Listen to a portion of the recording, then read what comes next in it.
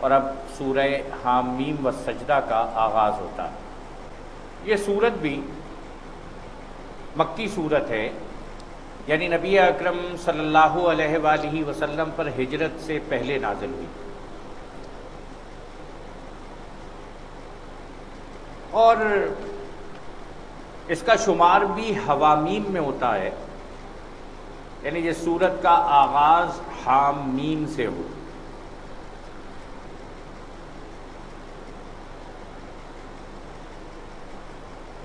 کفار مکہ ایک روز صحن کعبہ میں بیٹھے ہوئے تھے اور پریشانی کا اظہار کر رہے تھے کہ اب دیکھو ہمارے خاندان تقسیم ہو رہے ہیں، کچھ لوگ ایمان لانے والے، کچھ لوگ ایمان نہ لانے والے۔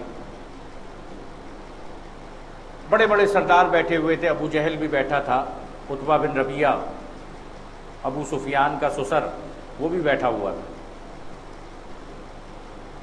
عتبہ بن ربیعہ نے کہا کہ اگر تم لوگ اجازت دیتے ہو تو میں تم سب کی طرف سے جا کر محمد صلی اللہ علیہ وآلہ وسلم سے مذاکرات کرتا ہوں۔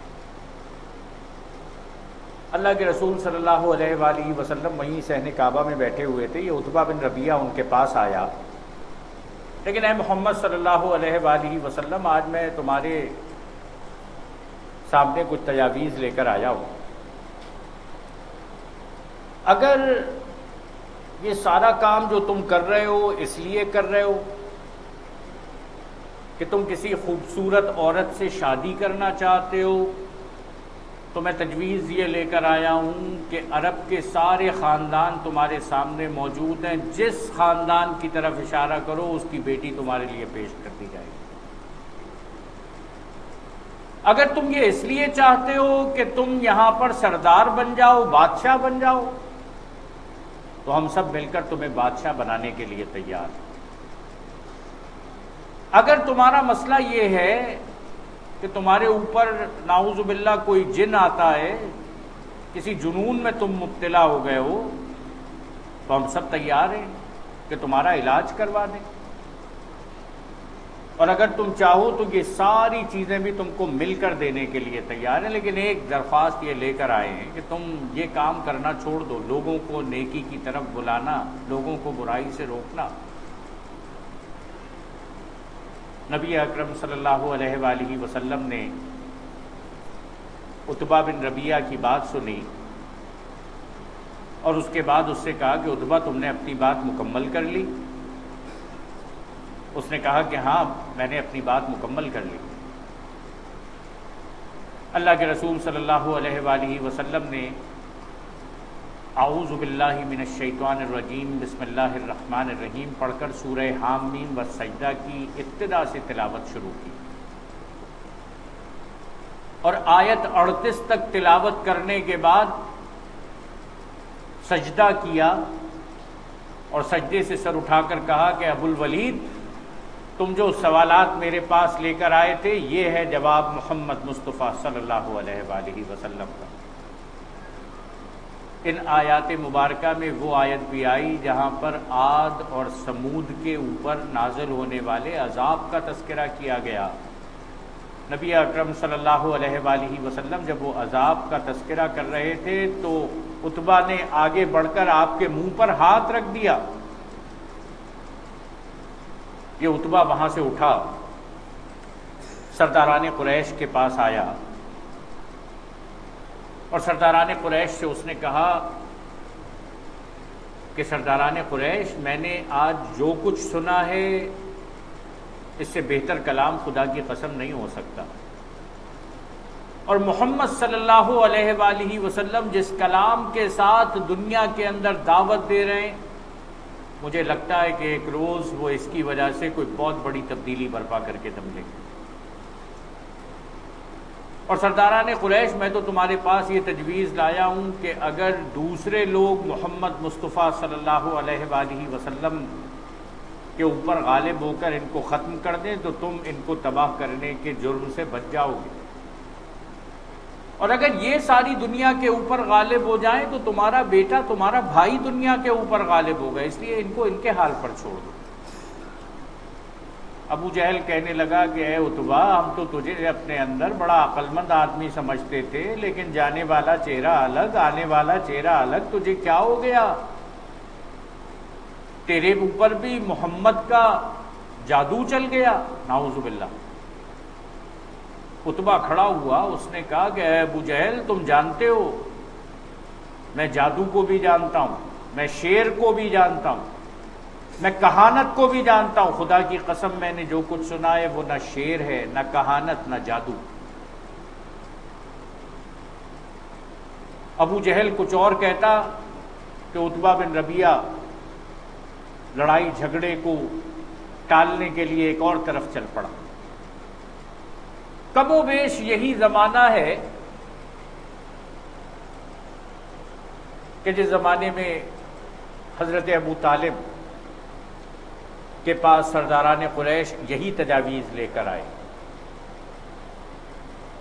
اور جب تجاویز لے کر آئے تو ابو طالب نے نبی اکرم صلی اللہ علیہ وآلہ وسلم کو بلایا اور کہا کہ بھتیجے، آج تیرے قبیلے کے بڑے لوگ میرے پاس آئے تھے، اور بھتیجے میں بوڑھا ہو گیا ہوں، مجھ سے یہ توقع نہیں رکھو کہ میں تمہاری مدد کر سکوں گا، تمہارا ساتھ دے سکوں گا، بوڑھا ہو گیا ہوں، ضعیف ہو گیا ہوں۔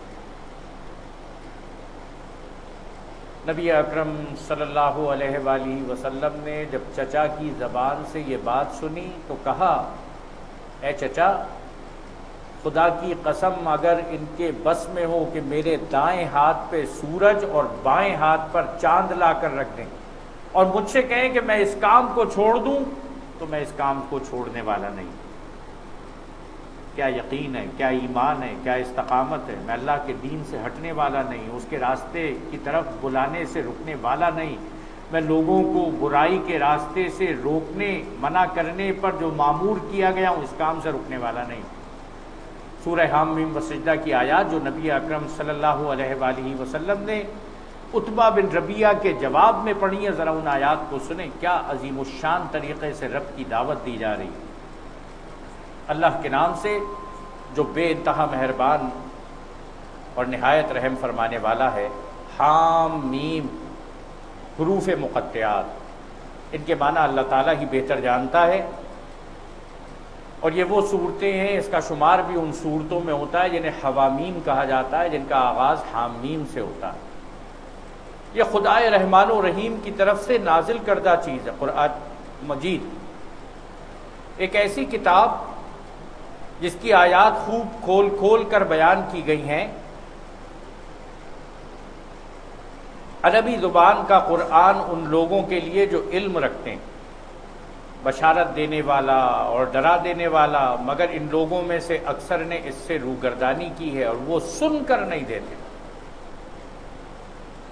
کہتے ہیں جس چیز کی طرف تو ہمیں بلا رہا ہے اس کے لیے ہمارے دلوں پر غلاف چڑھے ہوئے ہیں، ہمارے کان بہرے ہو گئے ہیں، اور ہمارے اور تیرے درمیان ایک حجاب حائل ہو گیا ہے، تو اپنا کام کر، ہم اپنا کام کیے جائیں گے۔ تو اللہ کے دین کی طرف بلا، ہم تیرے اوپر ظلم کریں گے، ستم کریں گے، تیرے اوپر ایمان لانے والوں کے راستے کو روکیں گے۔ اے نبی صلی اللہ علیہ وآلہ وسلم، ان سے کہو میں تو ایک بشر ہوں، ایک انسان ہوں تم جیسا، مجھے وحی کے ذریعے سے یہ بتایا جاتا ہے کہ تمہارا خدا تو بس ایک ہی خدا ہے۔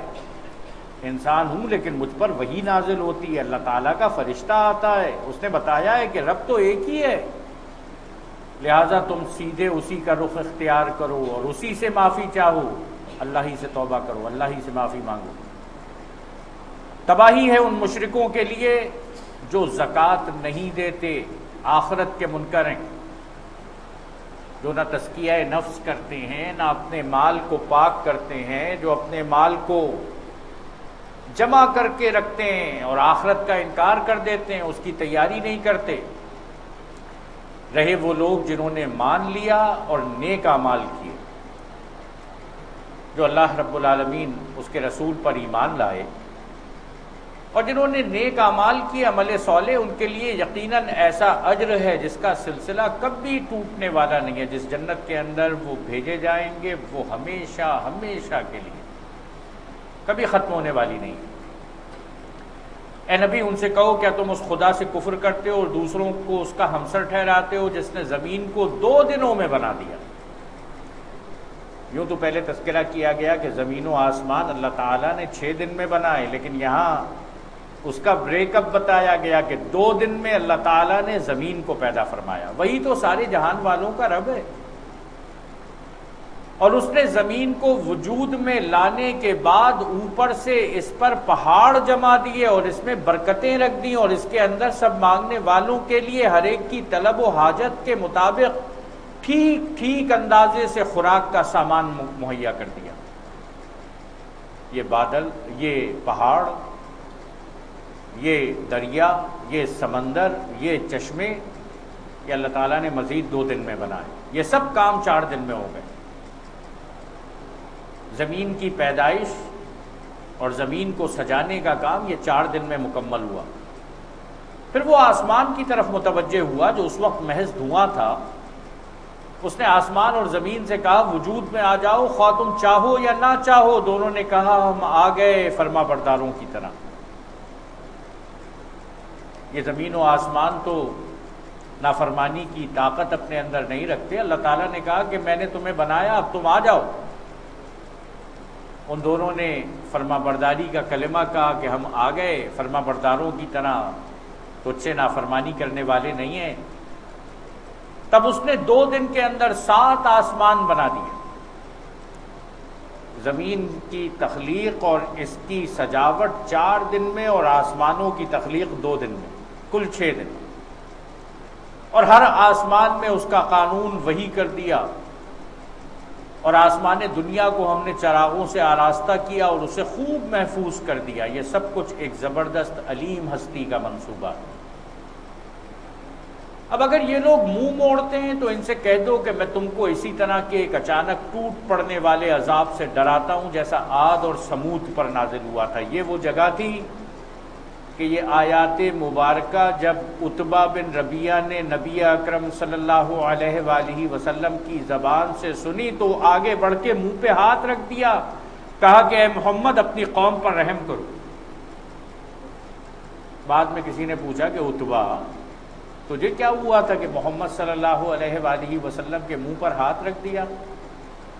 عتبہ نے کہا کہ محمد صلی اللہ علیہ وآلہ وسلم کی زبان سے جو نکلتا ہے پورا ہو کر رہتا ہے۔ مجھے ڈر تھا کہ یہ عذاب کہیں میری قوم پر نازل نہ ہو جائے۔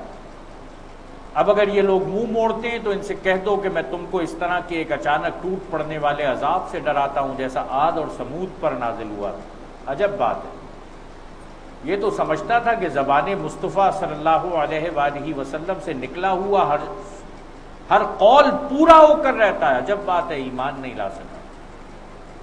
ہدایت اللہ کی طرف سے، ایمان اللہ کی طرف سے۔ جب خدا کے رسول ان کے پاس آگے اور پیچھے ہر طرف سے آئے اور انہیں سمجھایا کہ اللہ کے سوا کسی کی بندگی نہ کرو، تو انہوں نے کہا ہمارا رب چاہتا تو فرشتے بھیجتا، اس نے تو ہم جیسا انسان بھیج دیا، فرشتے بھیجتا، لہذا ہم اس بات کو نہیں مانتے جس کے لیے تم بھیجے گئے۔ عاد کا حال یہ تھا کہ وہ زمین میں کسی حق کے بغیر بڑے بن بیٹھے اور کہنے لگے کون ہے ہم سے زیادہ زور آور۔ ان کو یہ نہ سوچا کہ جس خدا نے ان کو پیدا کیا ہے وہ ان سے زیادہ زور آور ہے، وہ بڑی طاقت رکھنے والا ہے، وہ ہماری آیات کا انکار ہی کرتے رہے۔ آخر کار ہم نے چند منحوس دنوں میں سخت طوفانی ہوا ان پر بھیج دی تاکہ انہیں دنیا ہی کی زندگی میں ذلت اور رسوائی کے عذاب کا مزہ چکھا دیں، اور آخرت کا عذاب تو اس سے بھی زیادہ رسوا کن ہے۔ وہاں کوئی ان کی مدد کرنے والا نہ ہوگا۔ رہے سمود تو ان کے سامنے ہم نے راہ راست پیش کی، مگر انہوں نے راستہ دیکھنے کے بجائے اندھا بنا رہنا پسند کیا۔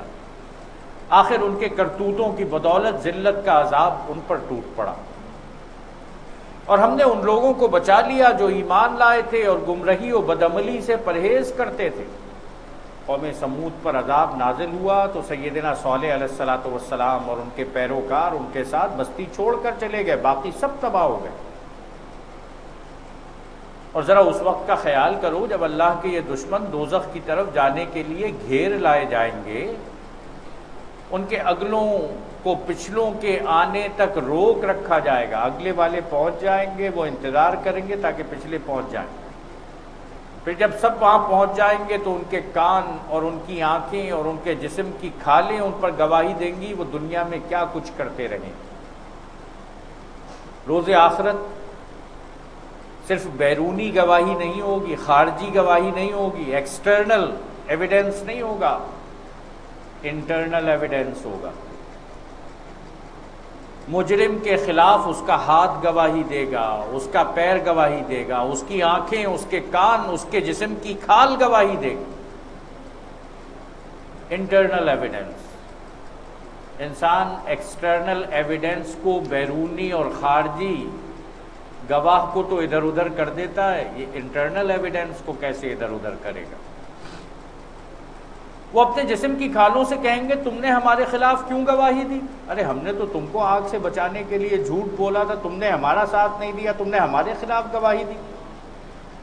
وہ جواب دیں گی ہمیں اس خدا نے گویائی دی ہے جس نے ہر چیز کو گویا کر دیا. آج تو اس رب نے ہمیں بھی زبان دے دی ہے، اس نے تم کو پہلی مرتبہ پیدا کیا تھا، اب اسی کی طرف تم واپس لائے جا رہے ہو. تم دنیا میں جرائم کرتے وقت جب چھپتے تھے تو تمہیں یہ خیال بھی نہ تھا کبھی تمہارے اپنے کان اور تمہاری آنکھیں اور تمہارے جسم کی کھالیں بھی تم پر گواہی دیں گے. کوئی آدمی اپنے ہاتھ، اپنے پیر، اپنی آنکھیں، اپنے کان اور اپنی کھال سے بچا کر کوئی جرم کر سکتا ہے؟ اور اگر یہی گواہ اس کے خلاف کھڑے ہو جائیں تو پھر کیا جرم کی سزا سے بچ سکتا ہے؟ ہرگز نہیں بچ سکتا.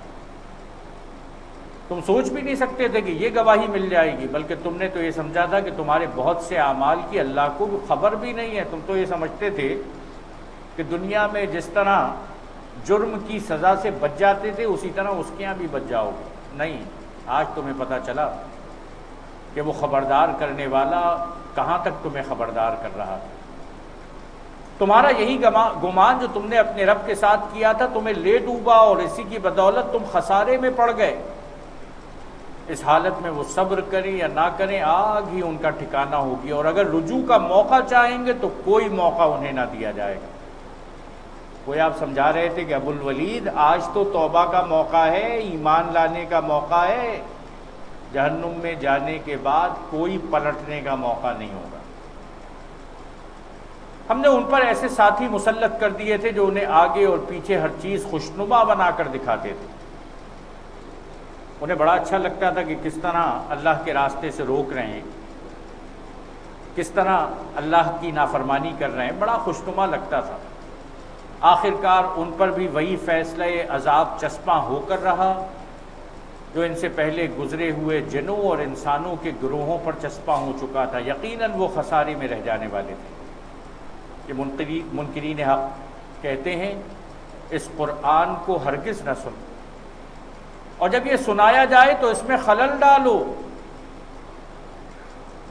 شاید کہ اس طرح تم غالب آ جاؤ.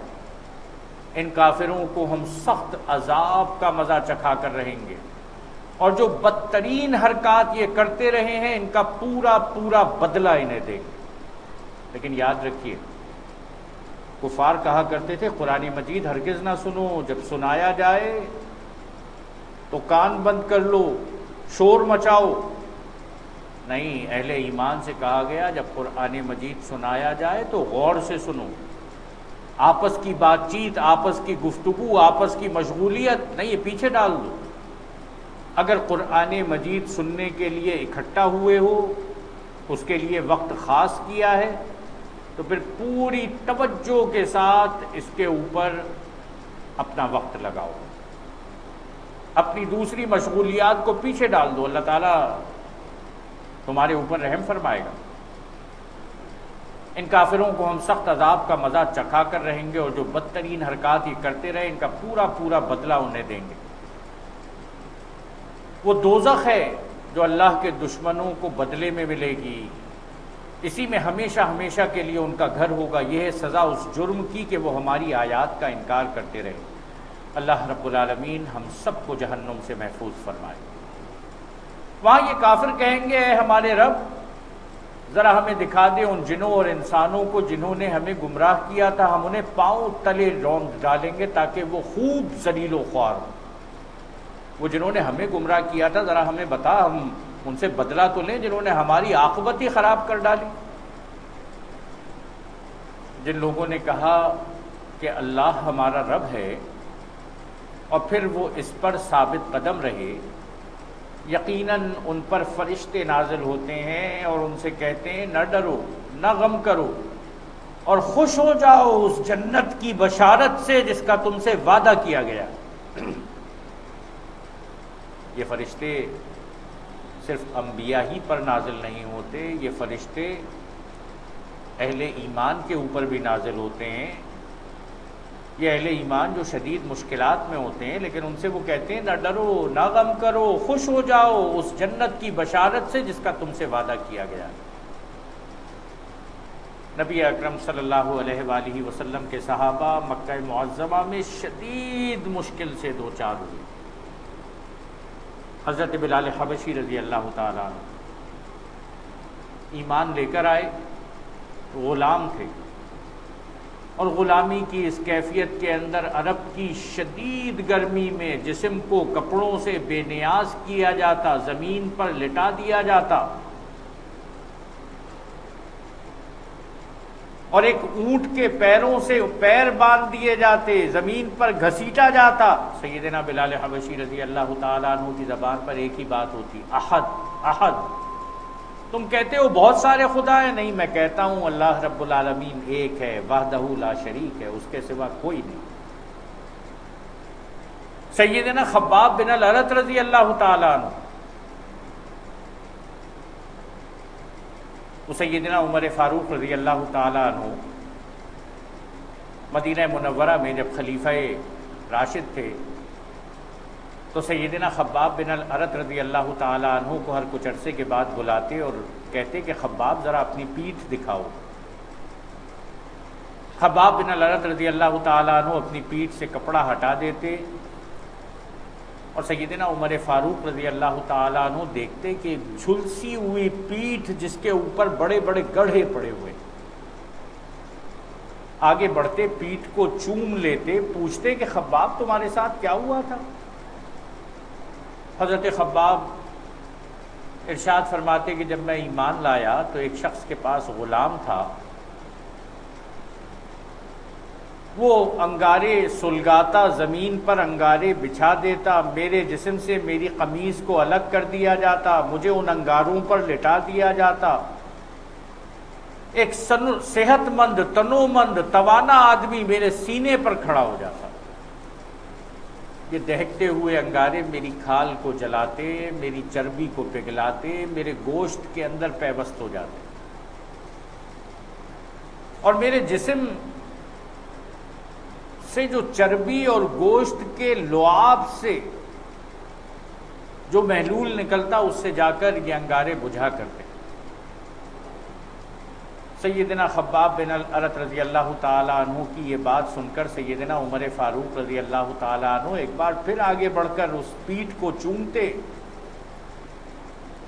15 17 18 سال گزرنے کے باوجود جس پر گڑھے پڑے ہوئے تھے، جلی ہوئی، جھلسی ہوئی، پوچھتے کہ خباب جب تمہارے ساتھ یہ ہوتا تھا تو تمہارا کیا حال ہوتا؟ سیدنا خباب بن الارت رضی اللہ تعالیٰ عنہ ارشاد فرماتے کہ عمر، نماز پڑھنے کا جو مزہ اس وقت آیا کرتا تھا، خدا کی قسم نماز پڑھنے کا وہ مزہ آج نہیں آیا کرتا۔ ذرا سوچیں، ایک آدمی کی جسم زخم بن چکی ہو، لیکن یہ ہے اللہ رب العالمین کی طرف سے ان فرشتوں کی مدد، وہ لطف، وہ لذت، وہ مزہ، وہ چاشنی، وہ ذائقہ تم کہاں ڈھونڈتے ہو؟ یہ تو اللہ رب العالمین کے راستے میں ملا کرتا ہے۔ اس کے راستے میں جو تکلیف کو برداشت کیا کرتا ہے اس کا اپنا ایک الگ مزہ ہے۔ یہ فرشتے نازل ہوتے ہیں، ان سے کہتے ہیں نہ ڈرو نہ غم کرو اور خوش ہو جاؤ اس جنت کی بشارت سے جس کا تم سے وعدہ کیا گیا۔ ہم اس دنیا کی زندگی میں بھی تمہارے ساتھی ہیں اور آخرت میں بھی۔ وہاں جو کچھ تم چاہو گے تمہیں ملے گا، اور ہر چیز جس کی تم تمنا کرو گے وہ تمہاری ہوگی۔ یہ ہے سامان ضیافت اس ہستی کی طرف سے جو غفور اور رحیم ہے، اور اس شخص سے کی بات سے اچھی بات اور کس کی ہوگی جس نے اللہ کی طرف بلایا اور نیک عمل کیا اور کہا کہ میں مسلمان ہوں۔ عتبہ بن ربیعہ کے سامنے نبی اکرم صلی اللہ علیہ وآلہ وسلم ارشاد فرما رہے ہیں کہ بہترین بات، دی بیسٹ، جس سے اچھی کوئی اور چیز نہیں ہو سکتی، وہ یہ کہ انسان دوسروں کو اللہ کی طرف دعوت دے، عمل صالح کرے اور سب سے پہلے فرما برداری اختیار کرنے والا ہو۔ نیکی کی طرف بلانا، برائی سے روکنا معمولی درجے کا کام نہیں ہے۔ اس کام کے لیے اللہ رب العالمین نے دنیا میں 1,24,000 انبیاء بھیجے۔ یہ انبیاء بھی دنیا کے اندر دوسرے تمام بندوں کے مقابلے میں بالا ترین، اعلیٰ ترین، اور ان کا کام بھی اعلیٰ ترین۔ یاد رکھیے گا، جو آج امر بالمعروف، نیکی کی طرف بلانا اور برائی سے روکنا، برائی پر خاموش ہو کے مت بیٹھ جانا، یہ قرآن مجید تمہیں ایسی خاموشی کو توڑنے کی نصیحت بار بار کر رہا ہے۔ اس شخص کی بات سے اچھی بات اور کس کی ہوگی جس نے اللہ کی طرف بلایا اور نیک عمل کیا اور کہا کہ میں مسلمان ہوں۔ اور اے نبی، نیکی اور بدی یکساں نہیں ہو سکتے۔ تم بدی کو اس نیکی سے دفع کرو جو بہترین ہو۔ برائی کا جواب برائی سے نہیں دو، برائی کا جواب بھلائی سے دو۔ برائی کا جواب برائی سے دو گے، زمین فساد سے بھر جائے گی۔ آج ہم دیکھ رہے ہیں زمین فساد سے بھری ہوئی ہے، اس لیے کہ برائی کا جواب برائی سے دیا جا رہا۔ برائی کا جواب بھلائی سے دو۔ تم دیکھو گے تمہارے ساتھ جس کی عداوت پڑی ہوئی تھی وہ جگری دوست بن گیا، جو تمہارا دشمن تھا وہ تمہارا یار ہو گیا۔ سیدنا عمر فاروق رضی اللہ تعالیٰ عنہ گھر سے تلوار لے کر نکلے تھے کہ نبی اکرم صلی اللہ علیہ وآلہ وسلم کو نعوذ باللہ قتل کر ڈالیں گے، لیکن وہی سیدنا عمر فاروق رضی اللہ تعالیٰ عنہ ہیں کہ جو نبی اکرم صلی اللہ علیہ وآلہ وسلم کے جانثار ہیں۔ وہ جس کی عداوت تھی وہ جگری دوست بن جائے گا۔ یہ صفت نصیب نہیں ہوتی مگر ان لوگوں کو جو صبر کرتے ہیں۔ یہ کام، اس راستے پر چلنا ہر ایک کے بس کی بات نہیں ہے، یہ تو بڑے صبر والوں کا کام ہے، اور یہ مقام حاصل نہیں ہوتا مگر ان لوگوں کو جو بڑے نصیبے والے ہیں، وہ جو بہت لکی ہیں، جو بڑے خوش نصیب ہیں، جن سے بہتر نصیب کسی کا نہیں ہو سکتا، ان کو ہی اللہ رب العالمین اس راستے پر چلنے کی توفیق دیتا ہے۔ نیکی کا حکم دینا، برائی سے روکنا، انبیاء کے راستے کو اختیار کرنا۔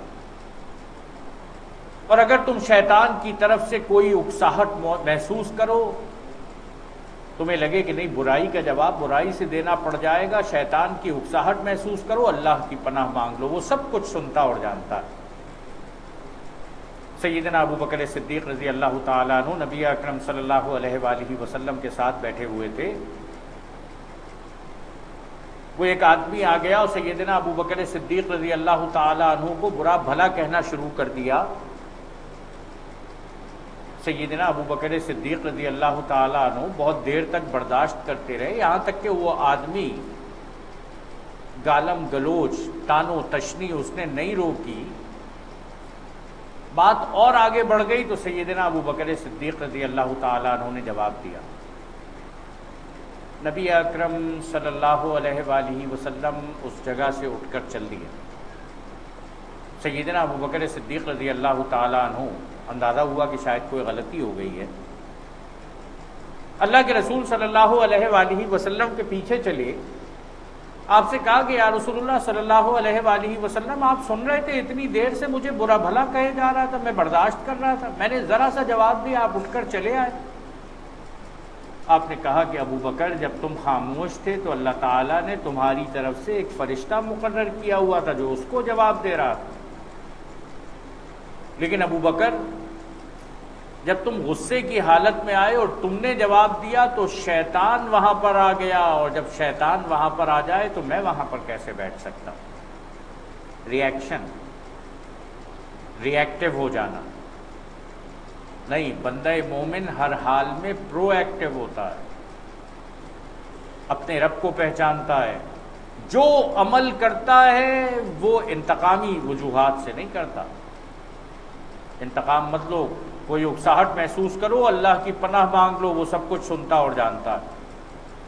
اللہ کی نشانیوں میں سے ہیں یہ رات اور دن اور سورج اور چاند۔ سورج اور چاند کو سجدہ نہ کرو بلکہ اسی خدا کو سجدہ کرو جس نے انہیں پیدا کیا، اگر فی الواقع تم اسی کی عبادت کرنے والے ہو۔ نبی اکرم صلی اللہ علیہ وآلہ وسلم نے یہاں پہنچ کر سجدہ کیا، اور سجدہ کرنے کے بعد سر اٹھا کر کہا کہ ابو الولید، جو سوال تم نے کیے تھے اس کا یہ ہے جواب جو میں نے تمہیں دیا۔ عتبہ بن ربیعہ اس کے بعد اٹھ کر اپنے دوستوں کے پاس گیا اور اس نے کہا کہ آج میں نے وہ چیز سنی ہے جو اس سے پہلے کبھی نہیں سنی، قرآن مجید۔ لیکن اگر یہ لوگ غرور میں آ کر اپنی ہی بات پر اڑے رہے تو پرواہ نہیں، جو فرشتے تیرے رب کے مقرب ہیں وہ شب و روز اس کی تسبیح کر رہے ہیں اور کبھی نہیں تھکتے۔ اور اللہ کی نشانیوں میں سے ایک یہ ہے کہ تم زمین دیکھتے ہو، زمین سونی پڑی ہوئی ہے، پھر جوں ہی کہ ہم نے اس پر پانی برسایا یکایک وہ پھبک اٹھتی ہے اور پھول جاتی ہے۔ یقیناً جو خدا اس مری ہوئی زمین کو جلا اٹھاتا ہے وہ مردوں کو بھی زندگی بخشنے والا ہے، یقیناً وہ ہر چیز پر قدرت رکھتا ہے۔ جو لوگ ہماری آیات کو الٹے معنی پہناتے ہیں وہ ہم سے کچھ چھپے ہوئے نہیں ہیں، خود ہی سوچ لو، آیا وہ شخص بہتر ہے جو آگ میں جھونکا جانے والا ہے یا وہ جو قیامت کے روز امن کی حالت میں حاضر ہوگا؟ کرتے رہو جو کچھ تم چاہو، تمہاری ساری حرکتوں کو اللہ دیکھ رہا ہے۔ یہ وہ لوگ ہیں جن کے سامنے کلام نصیحت آیا تو انہوں نے اسے ماننے سے انکار کر دیا، مگر حقیقت یہ ہے کہ یہ ایک زبردست کتاب ہے۔ باطل نہ سامنے سے اس پر آ سکتا ہے نہ پیچھے سے، یہ ایک حکیم و حمید کی نازل کردہ چیز ہے۔ باطل قرآن مجید کو شکست نہیں دے سکتا۔ 15 صدیاں گزر گئی، انسان آج تک اس جیسی ایک آیت نہیں تیار کر سکا، ایک صورت نہیں بنا سکا، اس میں تحریف نہیں کر سکا، اس میں تبدیلی نہیں کر سکا۔ اور جب تک کہ اللہ رب العالمین اس کتاب کی حفاظت فرمانے والا، کوئی اس کے اندر کوئی تبدیلی نہیں کر سکتا، باطل اس کتاب کے اوپر غلبہ نہیں پا سکتا۔ اے نبی، تم سے جو کچھ کہا جا رہا ہے اس میں کوئی چیز بھی ایسی نہیں ہے جو تم سے پہلے گزرے ہوئے رسولوں سے نہ کہی جا چکی ہو والا ہے، اور اس کے ساتھ بڑی دردناک سزا دینے والا بھی ہے۔ معاف کر دینے والا ہے اگر تم توبہ کرو گے، لیکن اگر توبہ نہیں کی تو یاد رکھو بڑی دردناک سزا دینے والا ہے۔ اگر ہم اس کو عجمی قرآن بنا کر بھیجتے تو یہ کہتے کیوں نہ اس کی آیات کھول کر بیان کی گئی۔ کیا عجیب بات ہے کہ کلام عجمی ہے اور مخاطب عربی۔ کفار مکہ کہتے تھے کہ یہ تو ہماری زبان میں ہے، تو کیا عربوں کو نصیحت کرنے کے لیے کوئی غیر عرب قرآن نازل کیا جاتا؟ ان سے کہو یہ قرآن ایمان لانے والوں کے لیے تو ہدایت اور شفا ہے، مگر جو لوگ ایمان نہیں لاتے ان کے لیے کانوں کی ڈانٹ اور آنکھوں کی پٹی ہے۔ ان کا حال تو ایسا ہے جیسے ان کو دور سے پکارا جا رہا ہو۔ اس سے پہلے ہم نے موسیٰ علیہ السلام کو کتاب دی تھی اور اس کے معاملے میں بھی یہی اختلاف ہوا تھا۔ اگر تیرے رب نے پہلے ہی ایک بات طے نہ کر دی ہوتی تو ان اختلاف کرنے والوں کے درمیان فیصلہ چکا دیا جاتا۔ اور حقیقت یہ ہے کہ یہ لوگ اس کی طرف سے سخت اضطراب انگیز شک میں پڑے ہوئے ہیں۔ جو کوئی نیک عمل کرے گا اپنے ہی لیے اچھا کرے گا، جو بدی کرے گا اس کا وبال اسی پر ہوگا، اور تیرا رب اپنے بندوں کے حق میں ظالم نہیں ہے۔ اس ساتھ کا علم اللہ ہی کی طرف راجع ہوتا ہے، آخرت کب آئے گی اللہ ہی بہتر جانتا ہے۔ وہی ان سارے پھلوں کو جانتا ہے جو اپنے شگوفوں میں سے نکلتے ہیں، اسی کو معلوم ہے کون سی مادہ حاملہ ہوئی ہے اور کس نے بچہ جنا ہے۔ پھر جس روز وہ ان لوگوں کو پکارے گا کہاں ہیں میرے وہ شریک، یہ کہیں گے ہم عرض کر چکے ہیں، آج ہم میں سے کوئی اس کی گواہی دینے والا نہیں۔ اس وقت وہ سارے معبود ان سے گم ہو جائیں گے جنہیں یہ اس سے پہلے پکارتے تھے، اور یہ لوگ سمجھ لیں کہ ان کے لیے اب کوئی جائے پناہ نہیں۔ انسان کبھی بھلائی کی دعا مانگتے نہیں تھکتا، اور جب کوئی آفت اس پر آ جاتی ہے تو مایوس و دل شکستہ ہو جاتا ہے، مگر جوں ہی کہ سخت وقت گزر جانے کے بعد ہم اسے اپنی رحمت کا مزہ چکھاتے ہیں، یہ کہتا ہے کہ میں اسی کا مستحق ہوں، اور میں نہیں سمجھتا کہ قیامت کبھی آئے گی، لیکن اگر واقعی میں اپنے رب کی طرف پلٹایا گیا تو وہاں بھی مزے کروں گا۔ حالانکہ کفر کرنے والوں کو لازماً ہم بتا کر رہیں گے وہ کیا کر کے آئے ہیں، اور انہیں ہم بڑے گندے عذاب کا مزہ چکھائیں گے۔ انسان کو جب ہم نعمت دیتے ہیں تو وہ منہ پھیرتا ہے اور اکڑ جاتا ہے، اور جب اسے کوئی آفت چھو جاتی ہے تو لمبی چوڑی دعائیں کرنے لگتا ہے۔ عجیب بات ہے، نعمت دیتے ہیں تو اللہ کو فراموش کر دیتا ہے، مشکل میں آتا ہے تو اللہ کو یاد کرتا ہے۔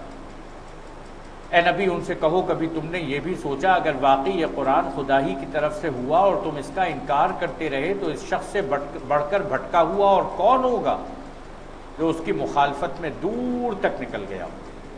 اس کا انکار کرنا، ایک تو کفار مکہ انکار کرتے تھے، لیکن اس کا انکار کرنا یہ بھی ہے کہ اس کی تلاوت نہ کی جائے، اس کا انکار کرنا یہ بھی ہے کہ اس کو سمجھنے کی کوشش نہ کی جائے، اس کا انکار کرنا یہ بھی ہے کہ تراویح میں تو قرآن سن لیا جائے، رمضان المبارک آئے تو 2 3 4 5 مرتبہ قرآن مجید مکمل کیا جائے، لیکن یہ قرآن مجید جس سود سے منع کرتا ہے وہی سود معاشرے کے اندر موجود رہے، یہ قرآن مجید جس قتل انسانیت سے منع کرتا ہے، انسانیت کا معصوم لوگوں کا خون بہتا رہے، یہ قرآن مجید جس عدل کا حکم دیتا ہے وہ عدل معاشرے کے اندر ناپید ہو، موجود ہی نہ ہو، یہ بھی قرآن مجید کا انکار کرنا ہے۔ عنقریب ہم ان کو اپنی نشانیاں آفاق میں بھی دکھائیں گے، اور ان کے اپنے نفس میں بھی، یہاں تک کہ ان پر بات کھل جائے گی کہ یہ قرآن واقعی برحق ہے۔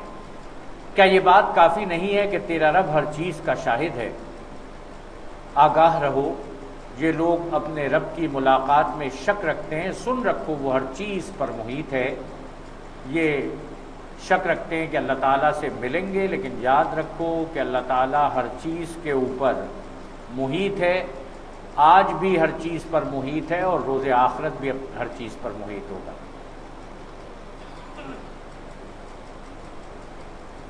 یہاں سے قرآن مجید کی سورہ شورا کا آغاز ہو رہا ہے۔ شورا مشاورت سے، مشورہ کرنے سے، اور اس صورت میں اللہ رب العالمین نے مشورہ کرنے کا حکم دیا۔ اللہ کے نام سے جو بے انتہا مہربان اور رحم فرمانے والا ہے۔ حام میم، یہ صورت بھی حوامیم میں ہے، اور یہ ایک ترتیب کے ساتھ تمام کی تمام حوامیم ہیں، جن کے بارے میں ارشاد فرمایا گیا کہ یہ ہدایت کے قلعے ہیں۔ نبی اکرم صلی اللہ علیہ وآلہ وسلم نے ارشاد فرمایا حامیم حروف مقطعات ہیں، ان کے معنی اللہ رب العالمین ہی بہتر جانتا ہے۔ عین سین قاف، یہ بھی حروف مقطعات ہیں، اللہ تعالیٰ ان کے معنی بہتر جانتا ہے۔ اسی طرح اللہ غالب و حکیم تمہاری طرف اور تم سے پہلے گزرے ہوئے رسولوں کی طرف وحی کرتا رہا ہے۔ آسمانوں اور زمین میں جو کچھ بھی ہے اسی کا ہے، وہ برتر اور عظیم ہے۔ قریب ہے کہ آسمان اوپر سے پھٹ پڑے، فرشتے اپنے رب کی حمد کے ساتھ اس کی تسبیح کر رہے ہیں، اور زمین والوں کے حق میں درگزر کی درخواستیں کیے جاتے ہیں۔